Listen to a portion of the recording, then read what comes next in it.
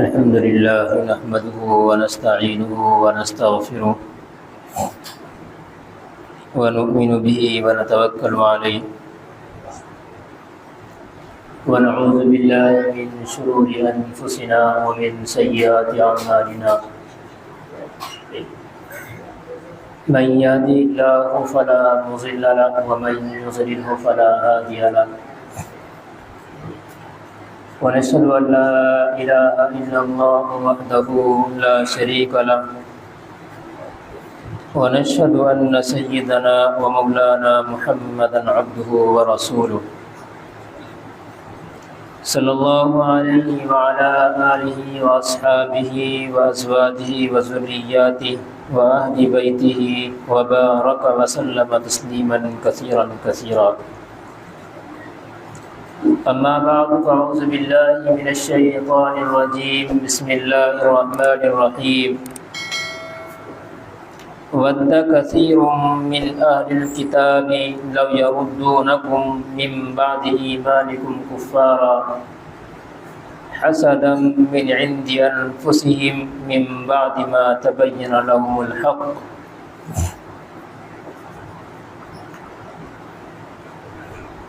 وقال تبارك وتعالى في مقام آخر أم يحسدون الناس على ما آتاهم الله من فضله.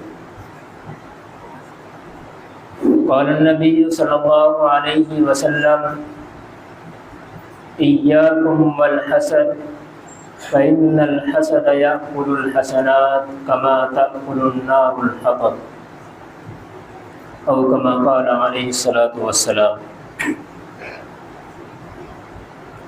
قرآن کریم کی دو مختلف آیاتوں کا ٹکڑا اور نبی کریم صلی اللہ علیہ وسلم کی حدیث پڑھی ہے. اللہ تبارک و تعالیٰ سے دعا ہے کہ اللہ تبارک و تعالیٰ صحیح طرح سے بات کہنے کی، سننے کی، سمجھنے کی اور پھر ہم سب کو اس پر عمل کی توفیق نصیب فرمائے. ماقبل میں بھی انہی بات پر، اسی آیت پر کچھ باتیں آپ کے سامنے عرض کی گئی تھی. اسی کے ذیل میں کچھ باتیں اور ہیں جس کو قرآن کریم نے بیان کیا ہے. نبی کریم صلی اللہ علیہ وسلم کی بعثت اور آپ کا نبی ہونا، اور نبی بھی صرف نبی نہیں بلکہ آپ کو خاتم الانبیاء اور سید الانبیاء کا لقب جو ملا ہے یہ بہت اہمیت کا حامل ہے. ایک تو آپ کا نبی ہونا ہی بہت بڑی کمال کی بات تھی، لیکن اس کے اوپر دو چار باتیں اور رکھ دی گئی کہ آپ آخری نبی بھی ہیں، نبیوں کو بالکل ختم کرنے والے ہیں، یعنی آپ کے بعد دنیا میں کوئی نبی نہیں آنے والا. اور ساتھ میں آپ کو جو لقب ملا ہے کہ آپ تمام نبیوں کے سردار بھی ہیں. یہ گویا کہ آپ کی نبوت کے اندر چار چاند لگا دیا کرتے. اس لیے ہمیں جس کی باتوں کو لے کر کے چلنا ہے، جس کی سنتوں پر ہمیں عمل کرنا ہے، وہ کوئی سلیمان علیہ السلام کی سنت نہیں ہے، داؤد علیہ السلام کی سنت نہیں ہے، حضرت موسیٰ، حضرت نوح، جتنے بھی دنیا کے اندر انبیاء کرام تشریف لائے ہیں، تمام کی سنتوں کو ایک طرف رکھ کر کے آپ کو جو امتی بنایا ہے وہ آخری نبی محمد رسول اللہ صلی اللہ علیہ وسلم کا امتی بنایا ہے. اس لیے ہمارے اوپر یہ فرض ہے اور یہ واجب ہے کہ ہم اگر کسی سنت پر عمل کریں گے، اب وہاں موسیٰ کی سنت کیا تھی، نوح کی سنت کیا تھی یا داؤد یا سلیمان علیہ السلام کی سنت کیا تھی، یہ نہیں دیکھا جائے گا، بلکہ یہ دیکھا جائے گا کہ آپ صلی اللہ علیہ وسلم نے اس موڑ پر ہمیں کیا حکم فرمایا ہے اور کیا کر کے دکھایا۔ قرآن کریم نے ایک آیت بیان کیا ہے وَدَّ كَثِيرٌ مِّنْ أَهْلِ الْكِتَابِ لَوْ يَرُدُّونَكُم مِّن بَعْدِ إِيمَانِكُمْ كُفَّارًا، کہ نبی صلی اللہ علیہ وسلم بہت سارے لوگ، یہ آیت اس وقت میں نازل ہو رہی ہے جب آپ صلی اللہ علیہ وسلم موجود ہیں، کیونکہ اس کے بعد تو وحی کا سلسلہ ہی ختم ہے۔ ایسے موقع پر نازل ہو رہی ہے کہ لوگوں کو آپ سے حسد اور جیلسی ہونے لگی تھی۔ آپ کو جیسا کہ میں نے پچھلے ہفتے بھی اشارہ کیا تھا، معلوم ہونا چاہیے کہ ہمارے نبی صلی اللہ علیہ وسلم جو ایک کڑی چلی ہوئی آ رہی تھی، ایک موتیوں کی لڑی چل رہی تھی کہ تمام کے تمام انبیاء کرام جو آ رہے تھے یہ بنو اسرائیل کے اندر آ رہے تھے، لیکن اللہ تبارک و تعالیٰ نے آخری نبی جو بھیجا ہے وہ بنو اسماعیل کے اندر بھیج دیا۔ یہی وجہ رہی ہے امیہ ابن ابی سلط بہت بڑا شاعر ہے عرب کا، مفسرین کرام نے، محققین نے یہاں تک لکھا ہے کہ اس کی کتابوں کو پڑھ کر اور جو اس نے اشعار لکھ رکھے ہیں، جو اس نے اپنی باتیں لکھ رکھی ہیں، ان کو پڑھ کر کے ایسا لگتا ہے کہ کتنا کمال کا آدمی تھا۔ لیکن نہیں، اگر حسد ہوا ہے اور جیلسی ہوئی ہے صرف اس بنیاد پر کہ آپ صلی اللہ علیہ وسلم کو جو آخری نبی بنایا گیا ہے یہ بنو اسرائیل کے اندر کیوں نہیں ہے، بنو اسماعیل کے اندر کیوں آ گیا، اس وجہ سے لکھا ہے کہ اس کا جو تحقیق کا انداز تھا، کبھی اس نے اپنے آپ کو تورات کی طرف ڈالا ہے، تورات پوری پڑھ کر کے ڈال دی، بہت بڑا محقق تھا اپنے زمانے کا، ریسرچر جس کو کہتے ہیں، کبھی اس کتاب کو پڑھا کہ بھائی یہ دین اصل ہو سکتا ہے، کبھی انجیل کو لے بیٹھا، کبھی زبور کو لے بیٹھا، بہت ساری کتابیں اس نے ایسی پڑھی ہیں۔ آخر میں آ کر کے جب اس کو پتہ چلا کہ نبی صلی اللہ علیہ وسلم جو پیدا کیے گئے، جو مبعوث کیے گئے ہیں، یہ بنو اسماعیل کے اندر آ چکے ہیں، بس اس وجہ سے اس کو جیلسی ہوئی ہے اور اس وجہ سے اس نے آپ صلی اللہ علیہ وسلم سے حسد کیا تو ایمان ہی نہیں لے کر کے آیا۔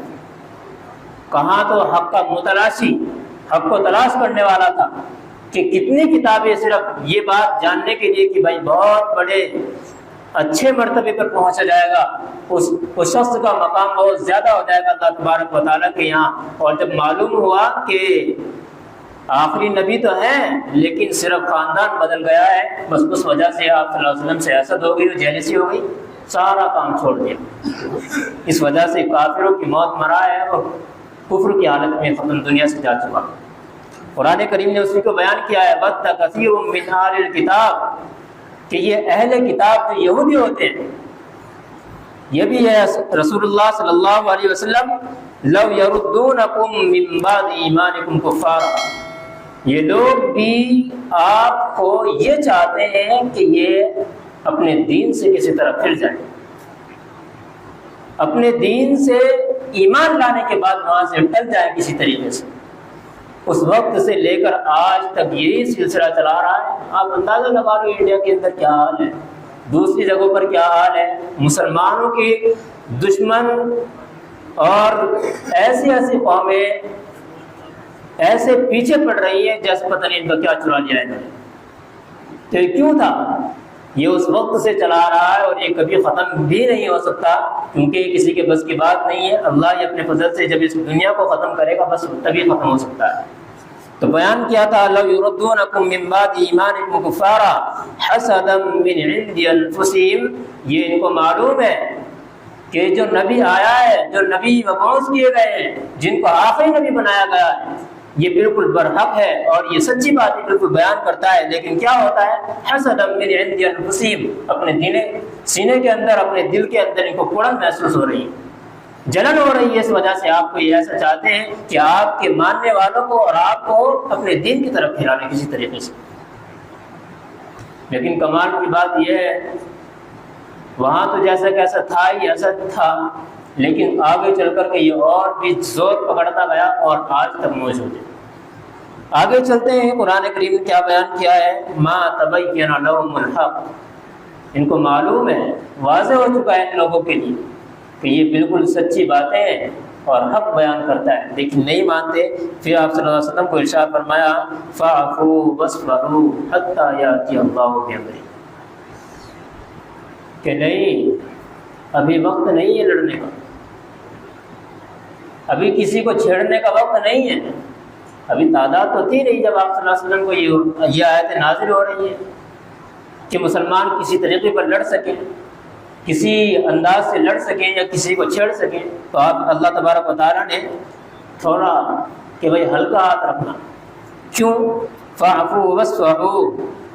اور درگزر کرنے کی زیادہ کوشش کرنا۔ غلطی کی ہے، لوگ چڑھا رہے ہیں، آ جاؤ، ستا رہے ہیں، کوئی بات نہیں، معاف کرو، درگزر کر دو۔ آگے کیا ہوتا ہے، حتی یأتی اللہ بامرہ، اور یہ اس وقت تک ہے جب تک کہ اللہ تبارک و تعالیٰ کا حکم نہ آئے۔ ابھی اسلام کے اندر کسی جنگ کا بھی کوئی رواج نہیں تھا، نہ کوئی جنگ اب تک ہو سکی تھی۔ بس یہ آیت یہاں پر آ کر کے رکی ہے۔ اللہ تعالیٰ نے ارشاد فرمایا ان اللہ علی کل شیء قدیر، اور اللہ ہر چیز پر قادر ہے، وہ کچھ بھی کر سکتا ہے، آگے تم حکم کا انتظار کرو۔ بس وہ دن دکھائے کہ کفار مکہ کو اور مدینہ سے کس طریقے پر یہودیوں کو، نصرانیوں کو اللہ تبارک و تعالیٰ نے نکالا ہے مسلمانوں کے ذریعے سے، اور آج دنیا گواہ ہے کہ کیا حالات تھے اس وقت کے جب آپ صلی اللہ علیہ وسلم نے مکہ کو فتح کیا تھا، جبکہ لوگ تھر تھرا رہے تھے، کانپ رہے تھے، کوئی کہیں گھس رہا ہے، کوئی کہیں گھس رہا ہے، لیکن نہیں، آپ صلی اللہ علیہ وسلم نے پھر بھی اعلان کیا تھا کہ جو فلاں جگہ پر پہنچ گیا وہ بھی اس کو بھی معاف کر دیا جائے گا، جو فلاں جگہ پر چلا گیا اس کو بھی معاف کر دیا جائے گا۔ اور سب سے بڑی بات یہ ہے کہ آپ صلی اللہ علیہ وسلم نے کسی ایسے شخص کے لیے کہ جس نے آپ صلی اللہ علیہ وسلم پر ایک مرتبہ دنیا کے اندر احسان کیا تھا، آپ نے ارشاد فرمایا کہ جو شخص بھی اس گھر کے اندر چلا جائے گا، فلاں شخص کے گھر کے اندر چلا جائے گا، اس کو بھی کھلی معافی۔ تو ایسا دن کہاں سے آ سکتا ہے؟ مکہ بھی فتح ہوا، مدینہ سے کیسے نکالا گیا، اور حضرت عمر رضی اللہ تعالیٰ عنہ کا جب دور آیا ہے تو بالکل پاک صاف کر دیا تھا، اب یہاں کسی طریقے پر نہیں رہ سکتے۔ لیکن عناد، بغض، یہ آگ جو بھڑکی ہے یہ آج تک لگی آ رہی ہے اور جلتی رہے گی، جلتی رہے گی، لوگ پڑتے رہیں گے، جہنم میں جاتے رہیں گے، اللہ پہنچاتا رہے گا ان جیسے لوگوں کو۔ قرآن کریم نے ایک جگہ پر ارشاد فرمایا ام یحسدون الناس علی ما آتاهم اللہ من فضل، کہ یہ لوگ جو آپ سے حسد کر رہے ہیں ان کو اللہ تبارک و تعالیٰ کے دیے پر حسد ہو رہا ہے، اللہ تبارک و تعالیٰ کی فضیلت پر، اللہ تبارک و تعالیٰ کے انعامات پر، اللہ تبارک و تعالیٰ کی تقدیر پر ان کو اشکال ہو رہا ہے۔ یہ اللہ تبارک و تعالیٰ کو نعوذ باللہ یہ ٹھہرانا چاہ رہے ہیں کہ اللہ کو فیصلہ کرنا نہیں آتا۔ صحابہ کرام رضوان اللہ تعالیٰ علیہم اجمعین کے زمانے میں آپ صلی اللہ علیہ وسلم موجود ہیں، کچھ عورتیں آپ صلی اللہ علیہ وسلم کے پاس آئی، یا رسول اللہ، صحابہ کرام تو جو مرد حضرات ہیں جہاد بھی کرتے ہیں اور ان کے لیے بہت ساری چیزیں آپ نے رکھ رکھی ہیں کہ مسجد میں آتے ہیں، کبھی آپ نے یہ بتا کہ یہ پڑھ لیا کرو تو اس کی وجہ سے ان کے درجات بہت بلند ہو جایا کرتے ہیں۔ تو یہ چاہتے کیا ہے کہ یا رسول اللہ ہم بھی چاہتے ہیں کہ ہم بھی کچھ ایسا ہی کیا کریں، ہم بھی جہاد کے اندر جایا کریں۔ روایات کے اندر بہت جگہ پر آتا ہے کہ بہت ساری عورتوں نے کھلی اجازت بھی مانگی ہے کہ یا رسول اللہ اجازت دیں ہمیں بھی، ہم بھی ان مردوں کے ساتھ جائیں گے اور جا کر کے وہاں جنگوں کے اندر لڑا کریں گے۔ تو اللہ تبارک و تعالیٰ کی جانب سے ارشاد ہوا کہ سمجھاؤ ان کو، بتلاؤ کہ ایسا نہیں ہے۔ بہت ساری روک ٹوک، ہاں بہت ساری وہ عورتیں بھی ہیں کہ جنہوں نے اپنے اپنے موقع پر جہاد بھی کیا ہے، لڑائی بھی کی ہے، انہوں نے قتل بھی کیا ہے، لیکن جو آپ صلی اللہ علیہ وسلم لے جایا کرتے تھے وہ زیادہ تر وہ خواتین ہیں جو اس وقت میں تھی کہ وہ مرہم پٹی کا کام کر لیا کرتی تھی، کسی کو پانی لا کر کے دے دیا کرتی تھی، کیونکہ لوگ تو پریشان حال ہیں لڑائی میں، یہاں کون ان کی خدمت کرے گا؟ تو آپ صلی اللہ علیہ وسلم ان کو یہ اجازت دے دیا کرتے تھے۔ تو فرمایا کہ اس طریقے پر اپنے آپ کو یہ سمجھ لینا کہ ہم اس کے زیادہ مستحق ہیں، اب یحسدون الناس علی ما آتاہم اللہ من فضلہ، کہ کیا اللہ تبارک و تعالیٰ کی تقدیر پر راضی نہیں ہو؟ آج دنیا کدھر جا رہی ہے آپ دیکھیں گے کہ اگر کسی کو اللہ نے مرد بنایا ہے تو وہ عورت بننے کی کوشش کر رہا ہے، پتہ چل رہا ہے کہ اللہ کی تقدیر پر راضی نہیں ہے، کسی کو عورت بنایا ہے تو وہ مرد بننے کی کوشش کر رہی ہے، اور ٹرانسجنڈر کا کام پورے زور پر چل رہا ہے، لاکھوں روپے ان کے اندر خرچ کیے جاتے ہیں، اور پھر اپنے آپ کو مرد سے عورت کے اندر تبدیل کرایا جاتا ہے، اور عورت سے مرد کے اندر تبدیل کرایا جاتا ہے، اور بہت سارے تو وہ آپ کو ملیں گے کہ جو نہ مرد ہوتے ہیں، جو نہ عورت ہوتے ہیں، بلکہ ہجڑے بن کر گھومتے پھرتے رہتے ہیں۔ تو یہ کیا ہے؟ آپ نے شروع میں کیا پڑھا ہے؟ سب سے بڑی جو صفات اللہ تبارک و تعالیٰ کی بیان کی گئی ہے، آمنت باللہ و ملائکتہ و کتبہ و رسلہ والیوم الآخر والقدر خیرہ و شرہ من اللہ تعالی۔ ارے بھائی آپ نے تو یہ پہلے کہہ دیا ہے، مسلمانوں کو یہ کام کہاں سے زیبا دے سکتا ہے؟ اور کیسے وہ اپنے آپ کو یہ کہہ سکتے ہیں کہ مجھے اللہ کی تقدیر پر بھروسہ نہیں ہے یا میں اللہ کی تقدیر کو نہیں مانتا؟ آپ تو پہلے کہہ رہے ہیں کہ میں ایمان لایا ہوں اچھی بری تقدیر پر بھی۔ تو بھائی جو اللہ نے آپ کے مقدر میں رکھا تھا، اللہ نے آپ کے مقدر میں رکھا، آپ کو مرد بنایا، آپ کے لائق یہی تھا۔ بہت سارے صحابہ کرام رضوان اللہ تعالیٰ علیہم اجمعین کی خواہش ہوا کرتی تھی کہ ہم ایسا ایسا کریں گے، ویسا ویسا کریں گے جیسے آپ صلی اللہ علیہ وسلم کرتے تھے۔ آپ نے ڈانٹ پلائی ہے لوگوں کو، بہت سمجھایا ہے آپ صلی اللہ علیہ وسلم نے کہ بھائی ایسا نہ کرو، یہ آپ کی لائق نہیں ہے۔ اگر یہ آپ کی لائق ہوتا تو اللہ تبارک و تعالیٰ آپ کو پہلے یہ چیز دے چکا ہوتا۔ اگر اس کے اوپر ہم لوگ بھی اسی طرح اشکالات کرنے شروع کر دیں اللہ کی تقدیر پر، ہم بھی اسی طرح اعتراض کرنا شروع کر دیں، ہمارا کیا حال ہو سکتا ہے؟ آپ خود اندازہ لگا سکتے ہیں۔ اس لیے فرمایا، اور جو حدیث میں نے پڑھی ہے اس کے اندر آپ صلی اللہ علیہ وسلم کا ارشاد ہے، ایاکم والحسد فإن الحسد یاکل الحسنات کما تاکل النار الحطب، کہ اے ایمان والو، مسلمانوں، اپنے آپ کو تم حسد سے ضرور بچاؤ۔ کسی کو اچھی چیز مل گئی، کسی کو اللہ نے بہترین تندرستی دے دی، اس کے اوپر جلنا شروع کر دیا، مجھے کیوں نہیں ملی؟ کسی کو اللہ نے بہترین گاڑی دے دی، مجھے کیوں نہیں ملی؟ اچھا یہ بات بھی ماننے کی ہے اور سمجھنے کی کہ حسد کے بھی کئی درجات ہوا کرتے ہیں۔ نمبر ایک کیا ہے کہ انسان نے کسی شخص کی اچھی نعمت کو دیکھا اور اس نے خواہش کی کہ کاش یہ مجھے بھی مل جاتی، تو علماء کرام نے لکھا ہے جائز ہے، آپ کر سکتے ہیں ایسا، اس کو غبطہ کہا جاتا ہے، رشک ہے۔ اور آپ صلی اللہ علیہ وسلم نے تو یہاں تک ارشاد فرمایا کہ حسد صرف دو چیزوں کے اندر جائز ہے، جس کو یہاں غبطہ کے معنی میں استعمال کیا گیا ہے۔ دو شخصوں کے اوپر حسد کرنا جائز ہے۔ نمبر ایک وہ ہے کہ کسی کو اللہ تبارک و تعالیٰ نے قرآن کریم کا علم دے دیا، قرآن کریم اچھا پڑھنا جانتا ہو، قرآن کریم کی تشریح کرتا ہو، یا وہ عالم بن چکا ہو، آپ کو پورا حق ہے آپ کو اس کے اوپر رشک کرنا شروع کر دیں کہ کاش مجھے بھی مل جائے، میں بھی حافظ بن جاؤں، یا میں اپنے بچوں کو حافظ بنا لوں، میں بھی اپنے بچوں کو عالم بنا لوں۔ تو اگر کوئی کہنا شروع کر دے بھائی یہ بھی تو اس کے اوپر حسد کر رہا ہے، یہاں نہیں کہا جائے، یہ اچھی چیز ہے۔ آپ کو معلوم پڑا رمضان مبارک کے موقع پر، رمضان کے اندر، کہ آج فلاں شخص نے ایک پارہ پڑھا ہے، آپ نے دیکھا ہو اچھا تو نے ایک پارہ پڑھ دیا، کل میں انشاءاللہ 3 پڑھوں گا، آپ نے پڑھ لیا ہے، تو آپ یہ حسد نہیں ہے، اس کو حسد کی کیٹیگری میں نہیں ڈالا جائے گا۔ تو کہا ہے علماء کرام نے کہ بالکل جائز ہے، ایسا کر سکتے ہیں۔ دوسرا شخص وہ ہے جس کو آپ صلی اللہ علیہ وسلم نے ارشاد فرمایا کہ اللہ تبارک و تعالیٰ نے کسی شخص کو مال دیا، اتنا مال دیا کہ پوری ریل پھیلے اس کے یہاں۔ اب بہت سارے مالداروں کے ذہن میں یہ آدھی بات سن کر کے نا بہت اچھی باتیں آ گئی، آپ نے تو ارشاد فرمایا کہ مال جس کے پاس اس کے اوپر بھی رشک کر سکتے ہیں۔ آگے سنو کیا کہہ رہے ہیں آپ صلی اللہ علیہ وسلم نے کیا فرمایا آگے،